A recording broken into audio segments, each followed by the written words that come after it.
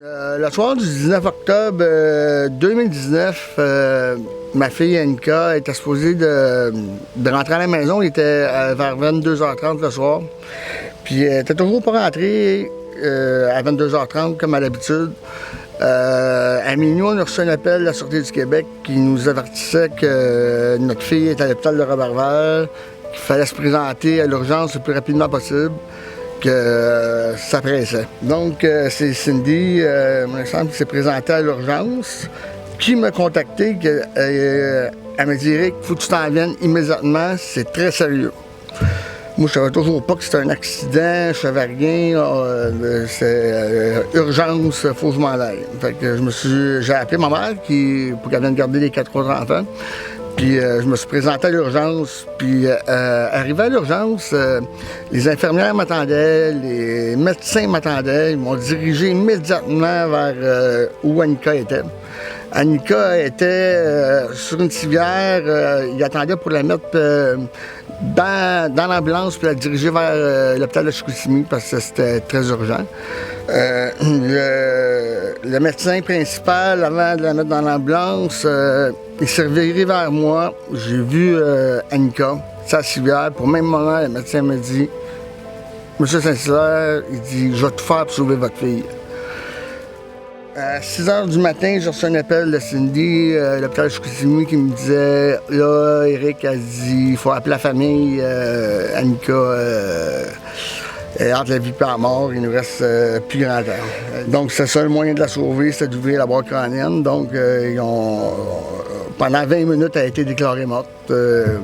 Ils nous ont appelés, puis on a appelé la famille, il faut ouvrir la boîte crânienne absolument. Donc, j'ai signé, on va à la boîte crânienne. Et quand tu ouvres ça, une boîte crânienne, c'est joué avec le cerveau, là, tu sais jamais ce qui peut t'arriver. Après l'opération qui a ouvert la boîte crânienne, là, elle est tombée dans un coma, mais pas un coma artificiel. C'est ça qu'il faut comprendre aussi, c'est un vrai coma. Elle est tombée dans un vrai coma pendant 3 mois. Donc, ces 3 mois-là d'attente, on ne pouvait pas savoir les séquelles qu'elle était pour avoir. Tu peux pas le savoir tant qu'elle n'est pas réveillée. Fait que tu as 3 mois à attendre qu'elle se réveille pour savoir les séquelles qu'elle va avoir, parce que même les meilleurs médecins au monde, chirurgiens, ils ne peuvent pas savoir tant qu'elle n'est pas réveillée les séquelles qu'elle va avoir. Puis là, on a attendu le 3 mois qu'elle se réveille. Après le 3 mois, lors de son réveil, hyper agressive, elle voulait tout arracher. J'ai passé, sans exagérer, beaucoup de temps. Je pourrais dire à la tenir 24 heures sur 24 pour pas qu'elle s'arrache les tubes.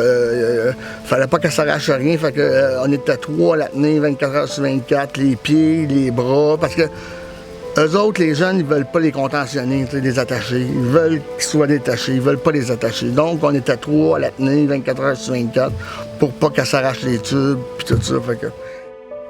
J'ai remarqué toutes mes blessures, puis là, j'ai pété les nerfs après eux autres parce que j'étais comme, c'est pas vrai. Dans le fond, je croyais pas que c'était un accident. Moi, je pensais que c'était quelque chose d'autre. Puis j'étais sûre que c'était pas vraiment un accident. Pour moi, c'était quelque chose d'autre qu'on voulait pas me dire qui est arrivé. C'est un miracle.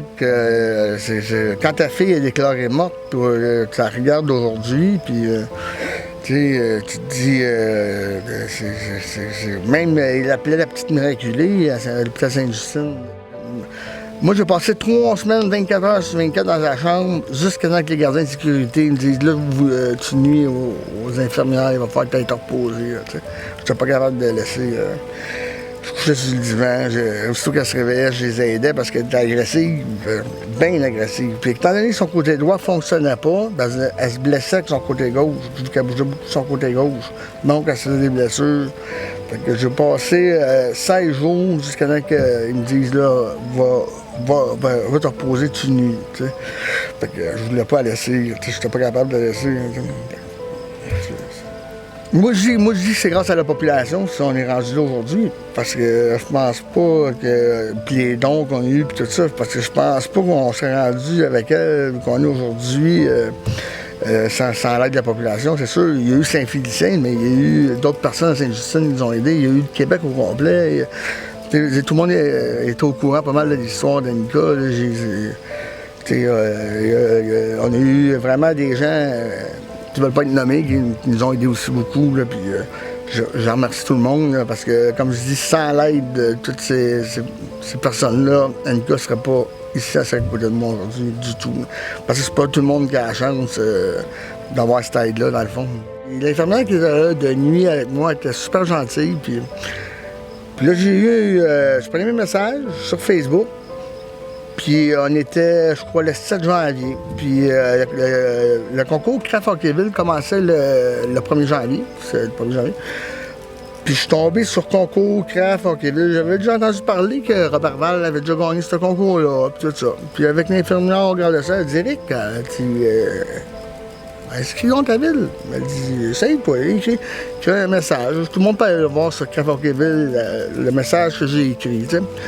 Puis j'ai écrit mon message, puis j'ai fait un peur, puis c'était marqué « D'ici 3 jours, vous aurez une réponse si votre ville est candidate pour être dans les 4 villes finalistes pour Craft Hockeyville. » Moi, je m'attendais à un appel 3 jours plus tard. 3 heures plus tard, Sainte-Justine recevait un appel, il venait me parler. Donc, je suis pas d'appel, il me semble qu'il s'appelait Christian, je ne me trompe pas. Il dit « Monsieur Saint-Hilaire, on vient de lire votre lettre, puis elle nous touche vraiment, puis on n'attendra pas 3 jours, vous êtes choisi. » J'étais tellement content, c'est un sentiment de tristesse puis de joie. Puis un sentiment de tristesse, tu pleures, puis un sentiment de joie que tu pleures. Tu peux pas ressentir un sentiment comme ça si tu l'as pas vécu. C'est un sentiment partagé, tu sais. Tu revois de où ça part, puis tu vois ta fille qui se bat pour sa vie, puis t'inscris à Hockeyville, puis t'étais contre 650 villes, puis t'es rendu dans les 4 finalistes. Ça se décrit pas le sentiment que tu peux avoir. C'est comme si tu couperais ton cœur en deux. Hey, jamais j'aurais cru que ma fille serait rendue comme ça aujourd'hui, autant que je peux pas croire qu'on gagnera pas. Là. Je veux dire, c'est impossible. C'est complètement impossible. Il faut que la population embarque au complet. Il faut aller chercher toute la population du Québec. On est la seule ville au Québec. Il faut que ça bouge. Ça va aller vite. Là. Il reste plus grand jour déjà là, pour se préparer, mais j'y crois pas. Je suis absolument certain que si la ville de Saint-Félicien réussit à m'appuyer autant, puis à appuyer autant Craft Hockeyville, ben on n'est pas inquiète. on vit d'espoir, dans le fond. On vit toujours d'espoir. On a toujours espoir. Pour n'importe quoi qu'on fait dans la vie, il faut de l'espoir. Parce que j'ai eu de l'espoir qu'elle revienne comme ça, comme elle est présentement. Ben, des fois, j'avais des doutes, mais l'espoir reste là quand même. T'sais? On espère. Il faut. Il faut.